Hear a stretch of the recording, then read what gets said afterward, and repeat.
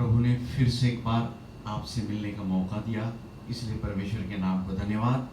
और आज हम देखेंगे कि स्वर्ग में सबसे पहले किसकी आत्मा पहुंची, उसके विषय में आज हम बात करने वाले हैं।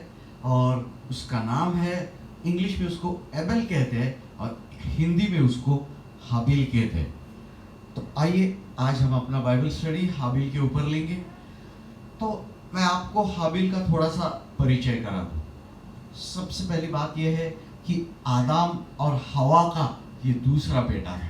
पहला बड़ा बेटा जो था उसका नाम कैन था, और ये दूसरा बेटा है जिसका नाम था हाबिल। अब बाइबल में ऐसा कहा गया है कि कैन जो था, कैन खेती करता था, और हाबिल जो है वो भेड़ बकरियों को पालता था, वो चरवाहा था, वो गडरिया था। अब ऐसा हो गया कि एक दिन कैन ने अपनी भूमि का उपज जो निकला था, अनाज, वो परमेश्वर को अर्पण करने के लिए लाया।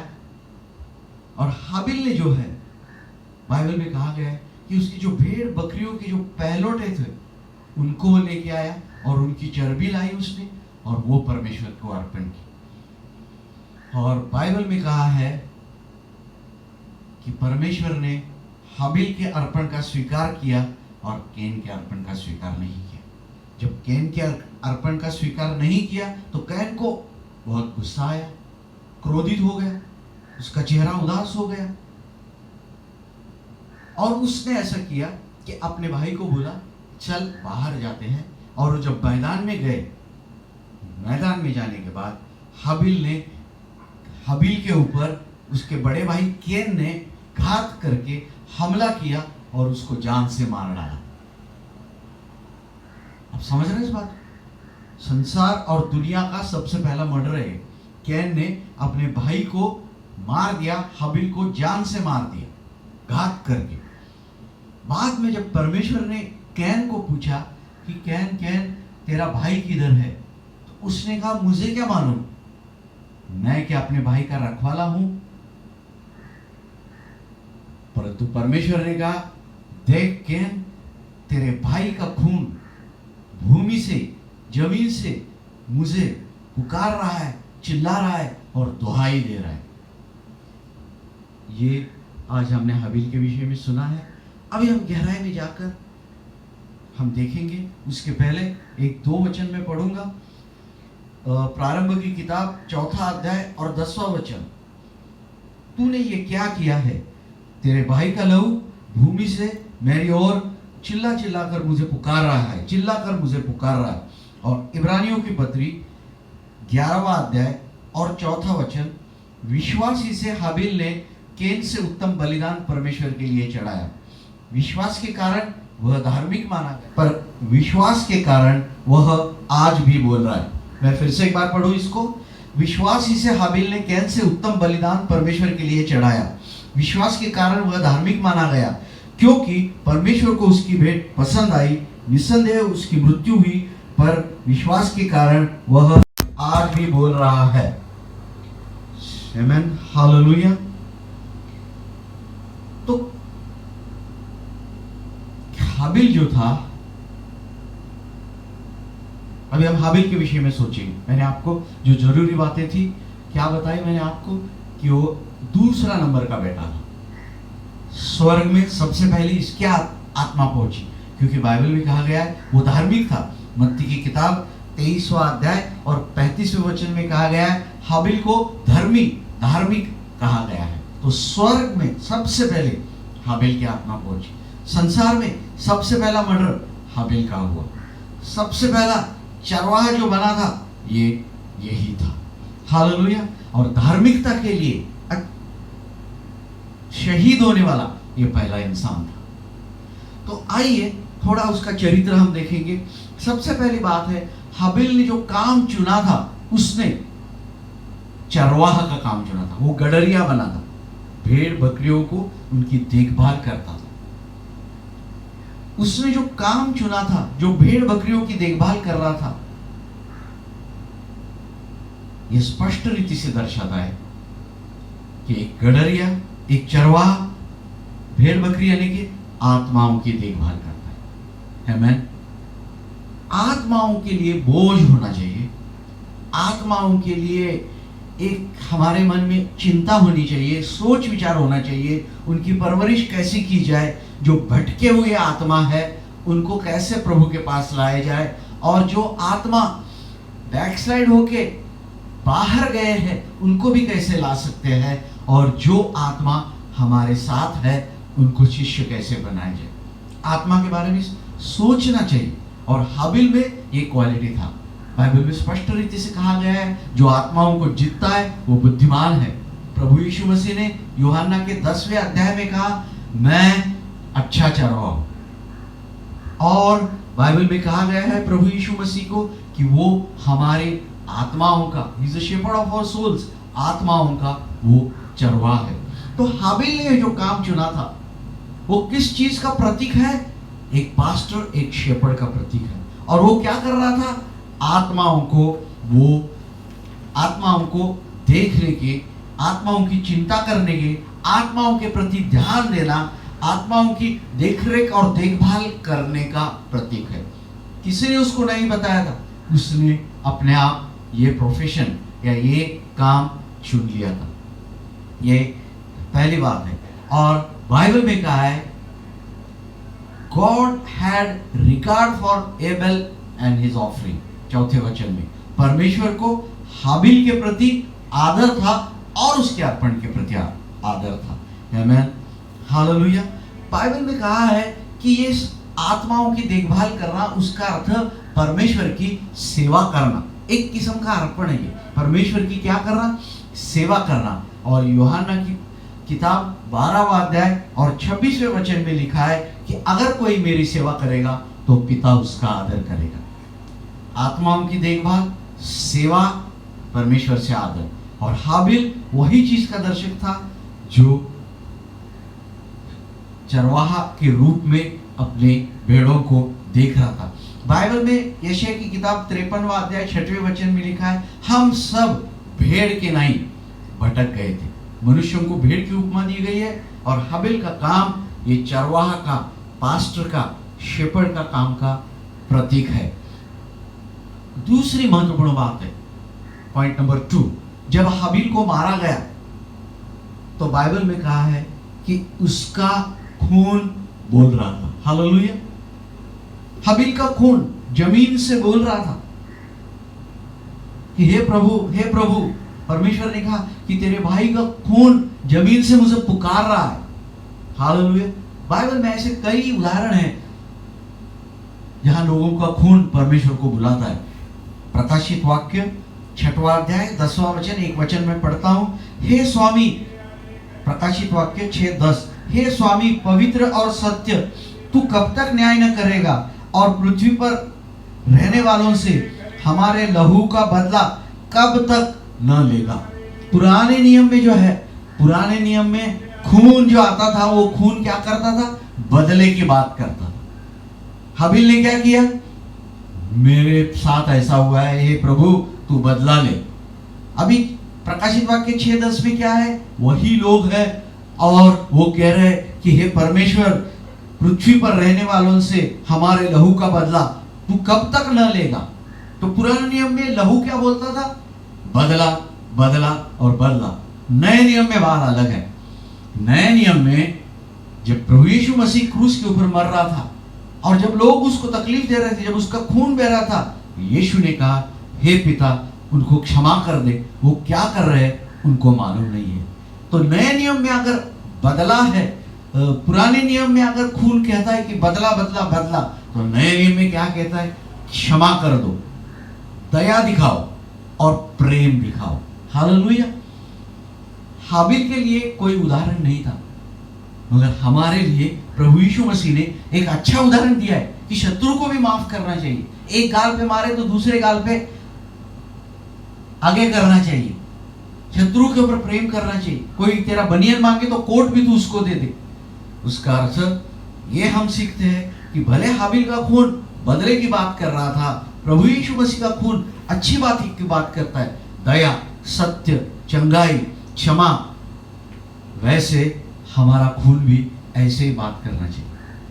आप याद कीजिए, खून में जीवन रहता है, ऐसा बाइबल में लिखा है इब्रानियों की पत्री में और लेवी की किताब में।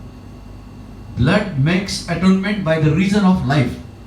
पापों की क्षमा खून करता है क्योंकि खून में जीवन है, और जिसमें जीवन है वो बोलते हैं। आज हमारा खून क्या बोल रहा है? यीशु के समान दया, क्षमा, प्रेम, शांति, ये बातें बोलनी चाहिए। ये दूसरा मुद्दा मैंने आपको बताया। तीसरा मुद्दा यह है, बाइबल में कहा है इब्रानियों की पत्री 11वां अध्याय और 4 वचन में, विश्वास के द्वारा हाबिल ने अच्छा अर्पण और बलिदान चढ़ाया। देखिए, हाबिल जो था उसको परमेश्वर की बातों का बहुत बड़ा प्रकाशन था। हाबिल, कैन ने क्या किया? जमीन का अनाज लाया, जमीन का उपज लाया, अनाज लाया। हाबिल ने क्या लाया? अपने जो भेड़ बकरियां थी उसमें से पहलोटे लाए, उनको अर्पण किया, खून बहाया और उनकी चर्बी जलाई। और बाद में आप अगर लेविया में पढ़ेंगे तो परमेश्वर ने यही आज्ञा दी हुई है, जब तक खून नहीं बहाया जाता है तब तक क्षमा नहीं होती। क्यों उसका अर्पण परमेश्वर को पसंद आया, मैं आपको बताता हूं। एक दो वचन मैं आपको बताता हूं। इब्रानियों की पत्री 9वां अध्याय 22वें वचन।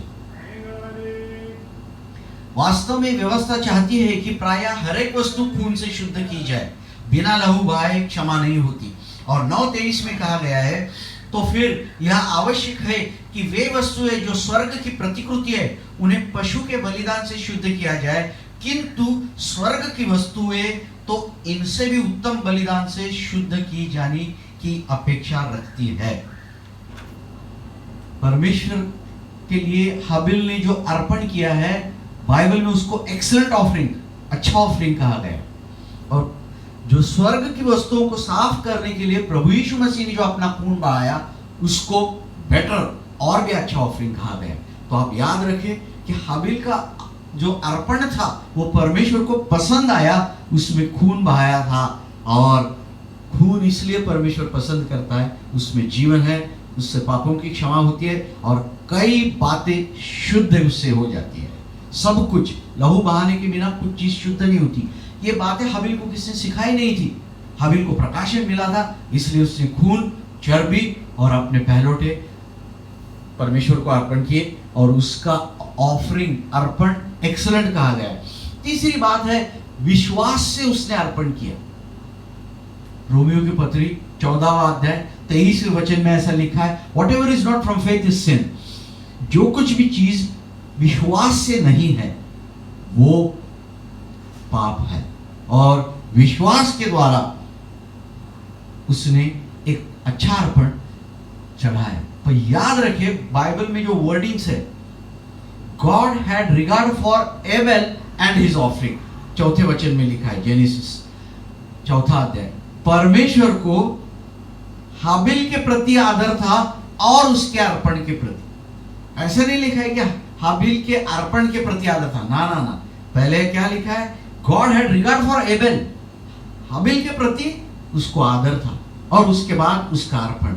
अगर आपका चरित्र अच्छा है तो आपका अर्पण अच्छा होगा। अगर आपका चरित्र एक्सीलेंट है, आपका ऑफरिंग अच्छा होगा। नहीं तो परमेश्वर कभी भी ऑफरिंग स्वीकार नहीं करेगा, अर्पण स्वीकार नहीं करेगा। हमारा जीवन हाबिल के समान अच्छा रहेगा, धर्मी रहेगा। परमेश्वर उसको धर्मी कहता है। कई बार बाइबल में लिखा गया है, यूहन्ना की पहली पत्री 3 अध्याय, मत्ती की किताब 23वें अध्याय में उसको धर्मी जन, धार्मिक कहा गया। उसके कारण, उसके अच्छे जीवन के कारण उसका जो अर्पण था वो परमेश्वर ने स्वीकार कर दिया है।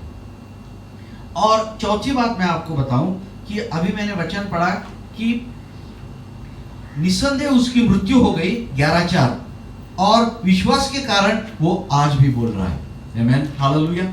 हाबिल आज भी बोल रहा है। मैं आपको एक बात बताऊं, इब्रानी की पत्री 11वें अध्याय में ना विश्वास के कई बड़े बड़े वीर लोगों के नाम दिए। सबके नाम है, दाऊद से लेके मूसा से लेके गिदोन से लेके सबसे पहला नाम किसका है? हाबिल का। आमीन। सबसे पहला नाम अगर बाइबल में देखेंगे आप 11वें अध्याय में विश्वास के जो वीर लोग थे उसमें पहला नाम हाबिल का है। और बाइबल में कहा है विश्वास से वो मर गया है, अभी भी बात कर रहा है। आप बोलेंगे मरने के बाद विश्वास से कैसे बात कर सकता है? बिल्कुल बात कर सकता है। विश्वास की भी एक भाषा होती है और वो कोई पीढ़ी के लोग नहीं, सभी पीढ़ी के लोग, किसी भी देश के किसी भी जाति के लोग समझते हैं। अभी विश्वास कैसा बोलता है, मैं एक उल्टा उदाहरण देता हूं, फिर आप सीधा समझ जाएंगे। आप लूका की पत्री पहले अध्याय में अगर आप देखेंगे, यूहन्ना बपतिस्मा दाता जो है जॉन द बैप्टिस्ट, उसका जन्म होने वाला था। तो उसके बारे में बताने के लिए गैब्रियल नाम का एक दूत जकर्या के पास आया। जकर्या जॉन द बैप्टिस्ट जो था, यूहन्ना बपतिस्मा दाता, उसका पिता था, बाप था उसका। उसके पास आया और तुझे ऐसे ऐसे एक लड़का होने वाला है, वो प्रभु का रास्ता सबको दिखाएगा, उनके मन परमेश्वर के प्रति ले जाएगा और तू उसका नाम यूहन्ना रखना। तब जकर्या ने एक अविश्वास का प्रश्न उससे पूछा, मैं तो बूढ़ा हो गया, मेरी पत्नी तो बूढ़ी हो गई, अभी ये कैसे हो सकता है? तो गैब्रियल ने कहा जब तक वो बच्चे का जन्म नहीं होगा तू गूंगा हो जाएगा। गूंगा बोले तो मुखा, डम, बात नहीं कर पाएगा। और जब तक यूहन्ना का जन्म नहीं हो गया तब तक जकर्या बात नहीं किया, गूंगा रह गया।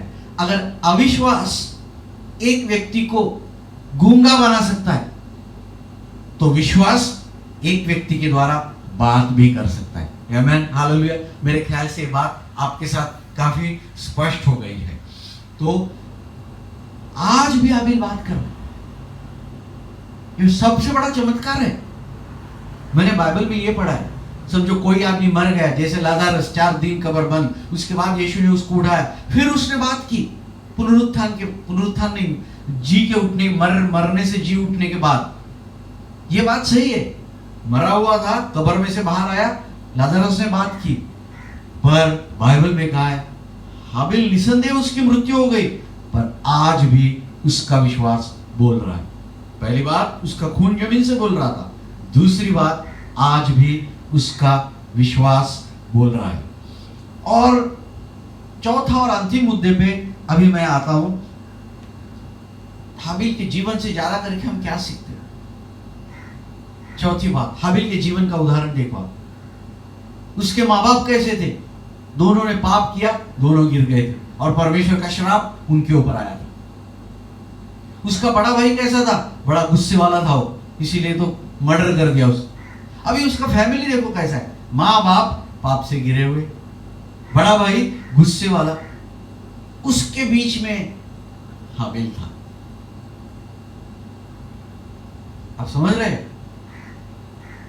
आजू बाजू की परिस्थिति आत्मिक नहीं थी, फिर भी हाबिल जो था, हाबिल ऐसी परिस्थिति में हुआ। उसके पास कोई पास्टर नहीं था, हाबिल के पास कोई चर्च नहीं था, कोई बाइबल स्टडी नहीं था, कोई उसको उत्साहित करने वाला, प्रेरणा देने वाला, गाइडेंस देने वाला कोई भी नहीं था। फिर भी बाइबल में कहा है हाबिल ने धार्मिक जीवन बिताया, परमेश्वर उसकी गवाही देता है। उसका उदाहरण से हम ये सीखते हैं, चाहे परिस्थिति कैसी भी हो, अगर आपको धार्मिक सच्चाई, अच्छा जीवन परमेश्वर के प्रति जीना है तो आप जरूर ये जीवन जी सकते हैं। हालेलुया।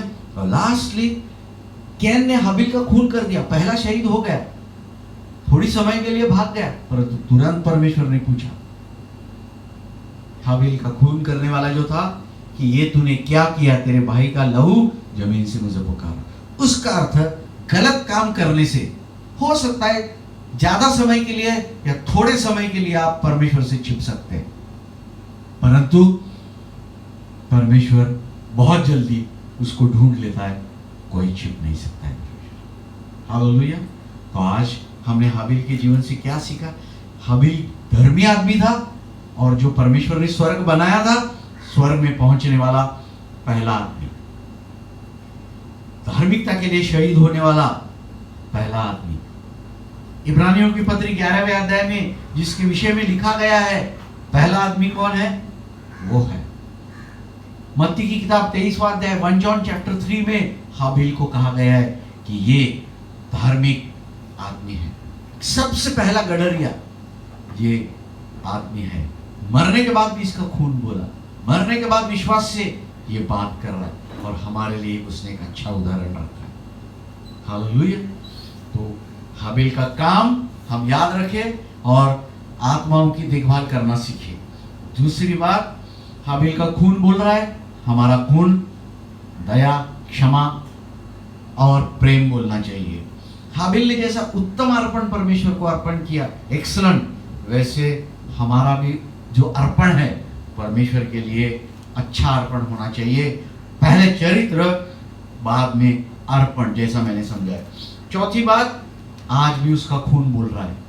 खून बोलता है, ये बाइबल का सबसे बड़ा चमत्कार है। मैंने आपको बताया, अविश्वास गूंगा कर देता है, मुका कर देता है, मुंह बंद कर देता है, परंतु विश्वास बोलता है। और पांचवी बात मैंने आपको बताया, उसके जीवन का उदाहरण, ना कोई पास्टर, ना कोई ब्रदर, ना कोई एनकरेजमेंट देने वाला, ना बाइबल स्टडी, ना फेलोशिप, माँ बाप ऐसे, भाई ऐसा, फिर भी हाबिल धार्मिक बना। आज आपके लिए चर्च है, पास्टर है, ब्रदर लोग है, हाउस ग्रुप है, फेलोशिप है, यूट्यूब देख सकते हैं और भी फेसबुक देख सकते हैं, परमेश्वर का वचन सुन सकते हैं। तो हमारा जीवन हाबिल के समान, किंतु उससे भी अधिक अच्छा होना चाहिए, क्योंकि परमेश्वर ने आपको सब फैसिलिटीज उपलब्ध करके दी है। इस वचन के द्वारा प्रभु आपको आशीष दे। Praise the Lord.